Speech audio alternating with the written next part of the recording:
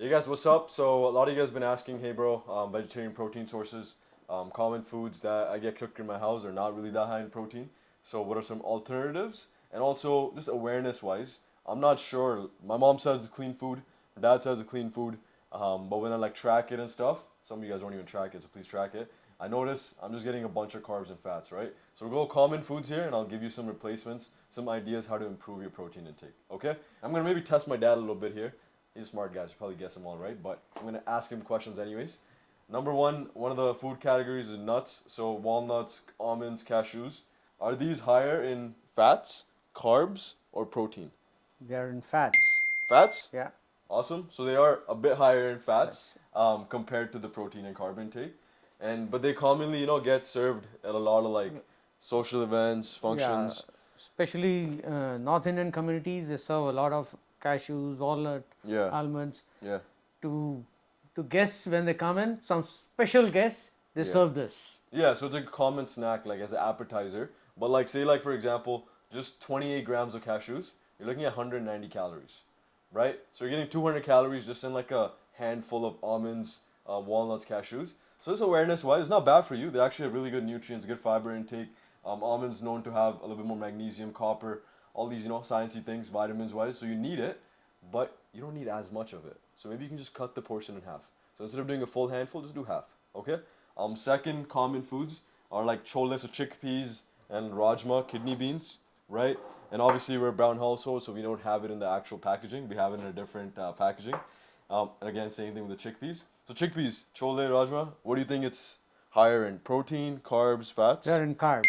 Carbs? Yeah, Awesome. Her dad's genius. Right? So it is a little bit higher in carbs. It does have some protein, but the protein content isn't as significant as it is the carb is. Okay? So you would have to have a lot of this, chickpeas and chole, to hit your protein intake.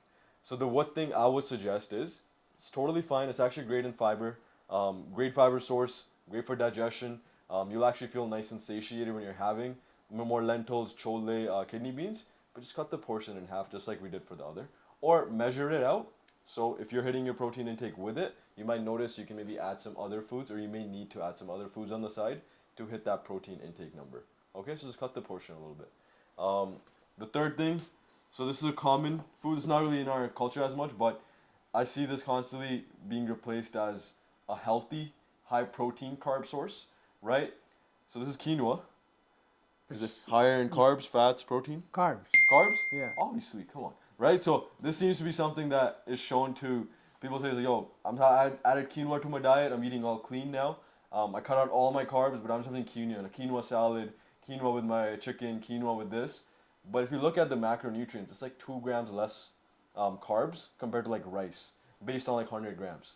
You're just getting like maybe 2 grams more protein and a little bit more fiber.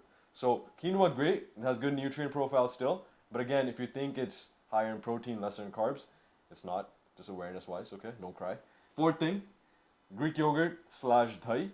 So is this higher in protein, carbs, fats? protein. Protein? Yeah, it's in Awesome. protein. Yeah, Awesome. I told my dad to say all these things. Okay, so but yeah, so normally in our culture we use lots of dahi, right? Which is awesome, good nutrient profile. High fat dairy in general has a really good nutrient profile, B vitamins, K vitamins, all that stuff. So it's good for you. But if you're trying to lose weight, trying to cut down a little bit, or just trying to increase your protein, Greek yogurt might be a nice replacement instead of normal dahi. Okay, just to up your protein. And this could be a nice little thing you add to the side of, say, for example, when you're having your kidney beans and chole with your rice and rotia, cut the portion in half and add a bit more of the Greek yogurt. Okay. The fifth thing, paneer.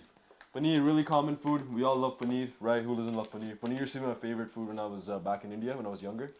Now I just eat chicken and rice. I'm trying to get jacked. But paneer seems to be the highest protein source for our culture.